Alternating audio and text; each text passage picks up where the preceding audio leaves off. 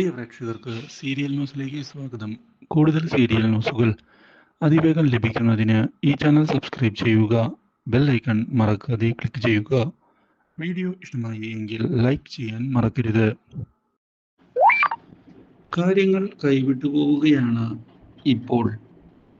മീനുവിൻ്റെ വീട്ടിലുണ്ടായ പ്രശ്നങ്ങൾക്കെല്ലാം കാരണം മീനുവിൻ്റെ ജാതകദോഷമാണ്. അല്ലെങ്കിൽ ഇങ്ങനെയൊന്നും സംഭവിക്കുകയില്ലായിരുന്നു. വീട്ടുകാർ പറയുകയാണ്. ഇതോടെ മീനുവാകെ പകച്ചു പോകുന്നു. സൂരജിൻ്റെ വീട്ടുകാരുടെ ആരോപണം ഉയർന്നതിനെ തുടർന്ന് പാർവതി മീനുവിനെ ചെന്ന് കാണുകയാണ്. ഇത് തെളിയിക്കേണ്ടത് നമ്മുടെ ബാധ്യതയാണ്.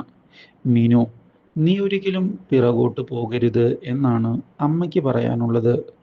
നീ പിറകോട്ട് പോയാൽ പിന്നെ എല്ലാ കുറ്റവും നിന്റെ മുകളിൽ അവർ അടിച്ച് ഏൽപ്പിക്കുമെന്നുള്ള കാര്യം ഉറപ്പു തന്നെയാണ്. അതുകൊണ്ട് നീ മുന്നിൽ നിന്ന് പൊരുതുകയാണ് വേണ്ടത്.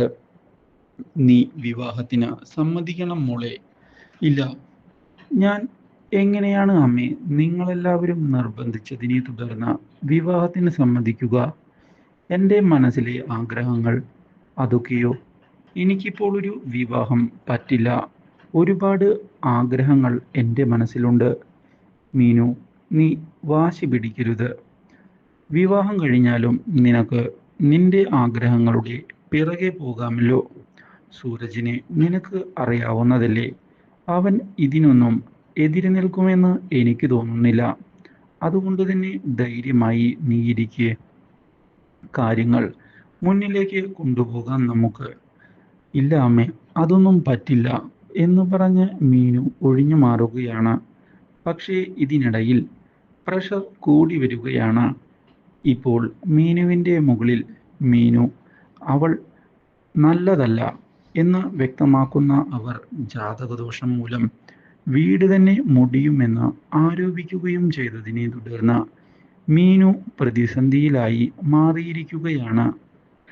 ഒടുവിൽ തൻ്റെ വീട്ടുകാരുടെ മേലുള്ള ഈ പ്രഷർ മാറ്റണം എന്ന് തീരുമാനിക്കുന്ന മീനു ചെന്ന് കണ്ടിരിക്കുകയാണ് സൂരജിനെയും അതുപോലെ തന്നെ അമ്മാളു അമ്മയെയും.